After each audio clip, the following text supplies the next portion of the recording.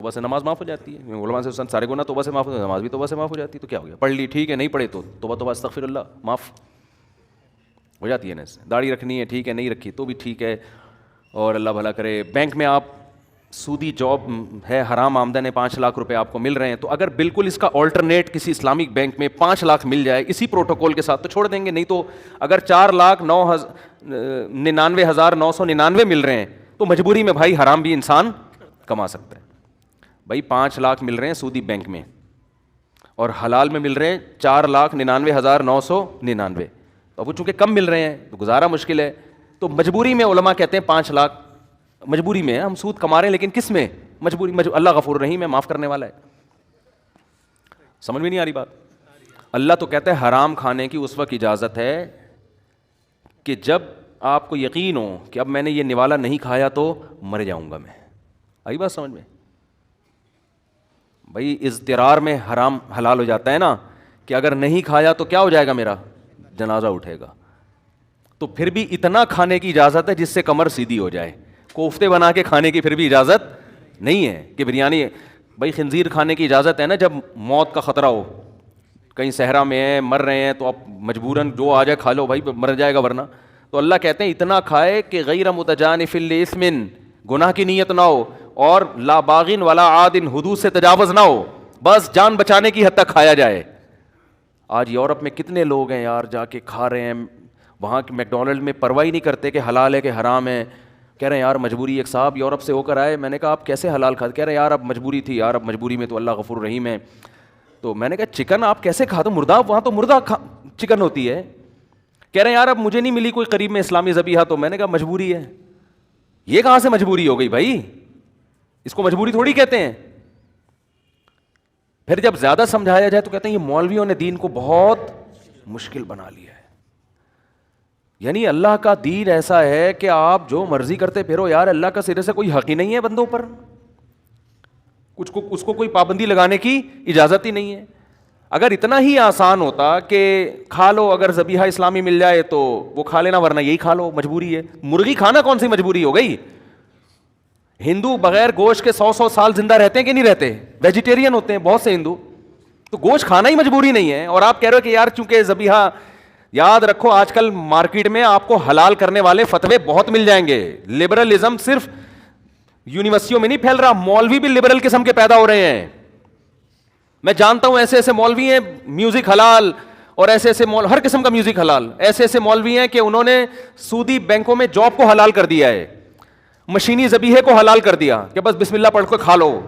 Machine ذبح کر رہی ہے اور اللہ اکبر بھی کون ریکارڈنگ چل رہی ہے اللہ اکبر کی, قطعاً حلال نہیں ہے یہ کھانا. کیا کریں یار, سمجھ میں کیوں نہیں آ رہی.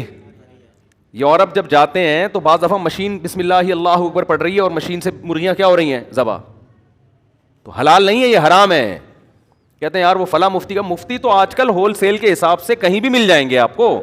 قرآن کہہ رہا ہے وَلَا تَأْكُلُوا مَا لَمْ يُذْكَرِ اسْمُ اللَّهِ عَلَيْهِ, جس جانور پر اللہ کا نام نہ لیا جائے. تو نام انسان لیتا ہے, مشین نہیں لیتی, وہ ریکارڈنگ ہے, اس کا نام لینا معتبر نہیں ہے. ہر جانور پہ بسم اللہ اللہ اکبر کا نام لے کے ذبح کیا جائے گا تو حلال ہوگا, اس کے علاوہ کوئی جانور حلال نہیں ہے. اور پاکستان کو آپ داد دو, جو خاندانی حلال آپ کو پاکستان میں ملتا ہے نا, پوری دنیا میں اتنی وافر مقدار میں کہیں نہیں ملتا. یہاں تو ایک ایک جانور پہ کھڑے ہو کر الحمدللہ نام لیا جا رہا ہے. خیر ابھی یہ میرا ٹاپک نہیں ہے. تو آپ کو جہاں لبرل لوگ ملیں گے نا یونیورسٹیوں میں, وہاں مولانا بھی کیا ہوتے جا رہے ہیں, لبرل. ایک مولانا سے میری بحث ہوئی, بڑے پڑھے لکھے ٹائپ کے, انگلش بھی بہت اچھی ہو گئی ان کی, تو اب وہ تھوڑے سے عجیب سے بن گئے. ابے بھائی انگلش کا مطلب یہ ہے کہ اب وہی بات آپ انگلش میں بیان کر دیں. قرآن حدیث تو وہی ہے, جیسے میں اردو میں بیان کر رہا ہوں, اردو صحابہ کے دور میں تھوڑی تھی, تو آپ پڑھے لکھے ہو گئے تو انگلش میں بیان کر دیں. لیکن جہاں انگلش آئے گی اسٹائل بھی گوروں والا آنا شروع. عجیب, چونکہ انگلش آ گئی ان کو, تو اب وہ اسٹائل, وہ مجھ سے بحث کرنے کے, مفتی صاحب یہ جو آپ بچوں کی ولادت کے کہتے ہیں نا زیادہ بچے, ایکچولی اس زمانے میں مسائل ہیں, ایجوکیشن ہے, ٹوپی ڈرامے نا وہ شروع کر دیے انہوں نے. میں نے کہا بھائی آپ کو بچے نہیں چاہیے, لیکن قوم کو برباد نہیں کرو اپنی فضول باتیں کر کے. کہہ رہے نہیں آپ دنیا جائیں دیکھیں پتہ چلے گا. میں نے کہا جس دور میں اسلام نے زیادہ بچوں کی ترغیب دی ہے نا, اس میں ایجوکیشن کا مسئلہ نہیں تھا, اس میں عرب اپنے بیٹوں کو بھوک کے خوف سے قتل کرتے تھے کہ کھلائیں گے کہاں سے اس کو. اس قوم کو کہا جا رہا ہے کہ نسل بڑھاؤ. تو یہ سارے فضول باتیں ایک طرف ہو گئی. آپ کے پاس کھانے کو روٹی نہیں ہے, 2 بچے آپ سے پل نہیں رہے ہیں, جو اسلام بتا رہا ہوں میں آپ کو سمجھ میں آئے نہ آئے یہ آپ کا ہیڈک ہے, آپ نہ مانو اس کو, آپ چھوڑ دو اسلام کو, گورنمنٹ کی طرف سے کوئی پابندی نہیں ہے, لیکن آپ اپنی خواہشات کی بیس پہ اسلام کو چینج کرنے کی کوشش مت کرو. آپ کے پاس کھانے کو روٹی نہیں ہے, آپ بھوکے ہو, حمل ٹھہر گیا, تیسرا بچہ آ رہا ہے, 2 کو کھلانے کے, تعلیم نہیں, روٹی کے پیسے نہیں ہیں, روٹی کے. شروع میں روحانی عاملوں کا ذکر آ گیا نا, میرا میٹر شارٹ ہو گیا, پورا بیان اسی سٹائل میں ہوگا, ورنہ اچھا بھلا ہنس کھیل کے ہمارا بیان چلتا ہے.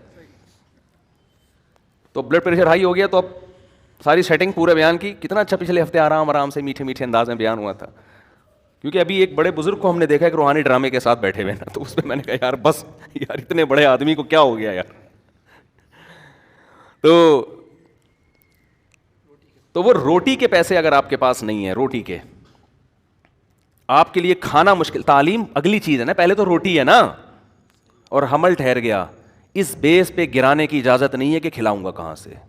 سمجھ میں آ رہی ہے بات؟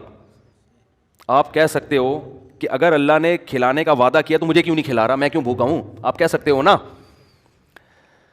ارے قرآن کہتا ہے کہ اپنی اولاد کو اپنے ہاتھوں سے قتل مت کرو, نحن نرزقکم وإیاہم, ہم تمہیں بھی روزی دیں گے اور ان کو بھی. تو انسان کہتے ہیں اللہ روزی نہیں ہے تبھی تو ٹینشن میں ہوں, بے روزگاری, دھکے کھا رہا ہوں, ادھر جا رہا ہوں ادھر جا رہا ہوں, مسائل ہیں, اور تو کہہ رہے میں دوں گا. کیا خیال ہے؟ تو کہاں سے دے رہا ہے؟ یہ تو ایک نئی ٹینشن ہو گئی. میرے پاس فون آتے ہیں, بھائی اب 2 بچے ہیں, اب مفتی صاحب حمل ٹھہر گئے, کیا کریں بھائی, یہ تو ہمارے تو فیسیں پوری نہیں ہو رہی, ہمارے تو خرچے پورے نہیں ہوگی. میں کہتا نہیں, اس بیس پہ آپ